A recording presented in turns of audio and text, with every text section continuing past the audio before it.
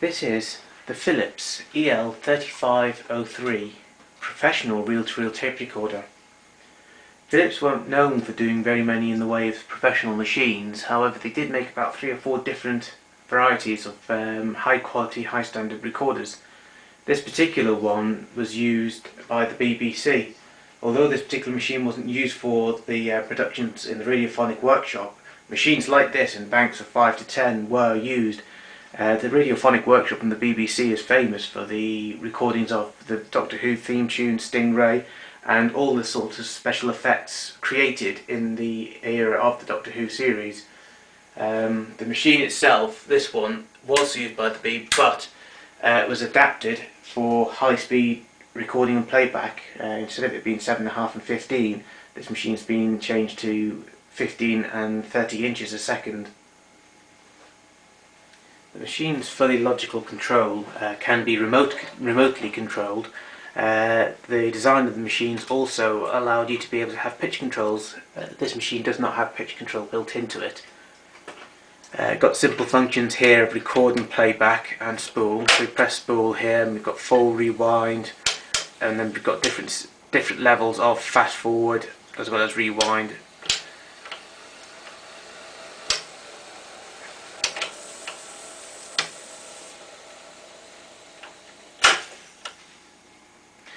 The machine's getting on a bit, needs a good service. For instance, this brake isn't working very well at all. Another interesting feature about these machines, this was purely for editing purposes, for quick starts and stop times. You've got a function key here. This key moves the pinch roller closer to the capstan. If I engage it, if I take that slap back off again. The idea is that when you now press play, it's instant cut-in time. Again, because the machine hasn't been used and serviced, it's not stopping properly, so I'll disengage that before I press the stop button. The recorder has 3 ferrite heads. These would probably be very early style heads of the ferrite cores. The idea is that the material that they are made out of is very, very hard and very durable, meaning that the head wear is very slight, the frequency roll off will be very little, and the performance is kept up higher for longer. Tape counter is an accurate tape time counter. The machine's counter is set to run at 7.5 inches a second when we press play, because this machine's set to run at 30 inches a second. Well, at the moment, sorry, it's set to run at 15 inches a second. It's given an incorrect time. So if you put it from 15 to 30 inches a second, you can see then the clock sort of goes mad and it's not really counting anything properly.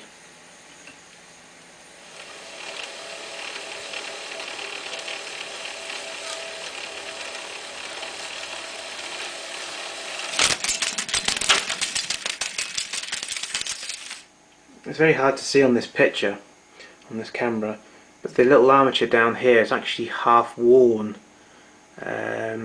This indicates this machine has had a lot of use. I very much doubt though the heads have been replaced on this machine, just showing how durable the heads are. Where this metal pillar here is worn almost halfway through, the heads are in good condition. It's a little bit more obvious on this pillar here. You can see there's quite a large cut groove in there. That indicates this machine has had a lot of use, and really those little armatures should be replaced if I can find them. It's unusual to see, especially for a BBC machine, to have a unit with BU modules in the machine. What we have here, we have the main power supply, the bias oscillators for the raising of the tape and the bias frequencies for the record head. We've got our left channel record and playback amplifiers, and our right channel record and playback amplifiers.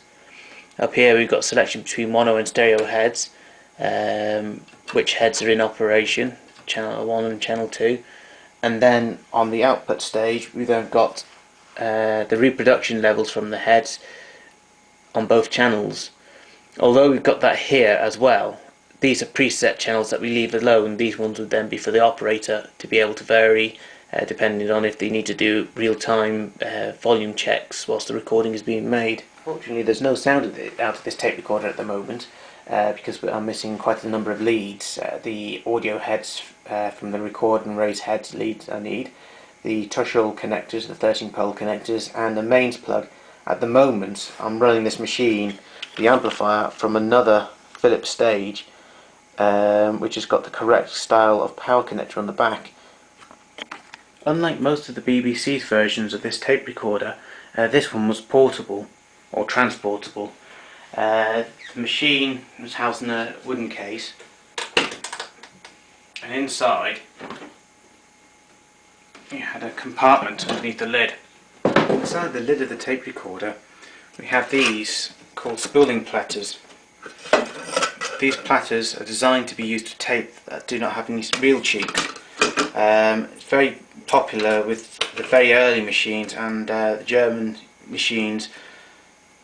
Underneath the spooling platters we have another compartment where we keep things like the nab adapters, the AEG DINs if they were being used, especially with the platters, the cables. Unfortunately there's only one mains cable here, there's supposed to be two, and two audio cables, and a interconnect cable for the tape recorder's logic.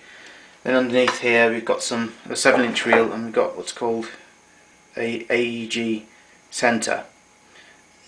That would be normally used with the metal platters.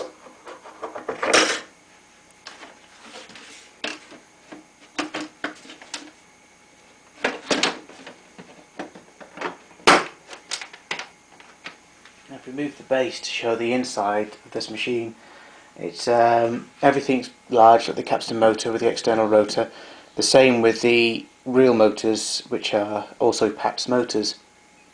The machine is very complex inside. Just for the logic alone, we have relay logic down here, which feeds back to a remote control facility down at the bottom there. But everything on the main tape deck, it's very difficult to show there, but everything's controlled very mechanically.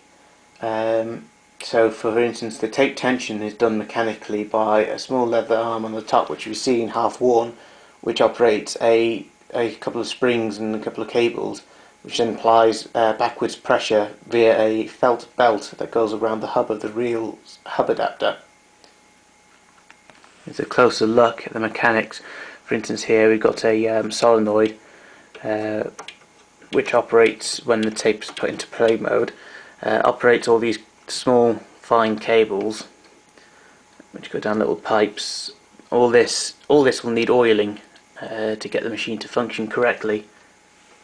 These machines started out in the early 60s. The original ones were valved, although this version of the tape recorder is transistorized.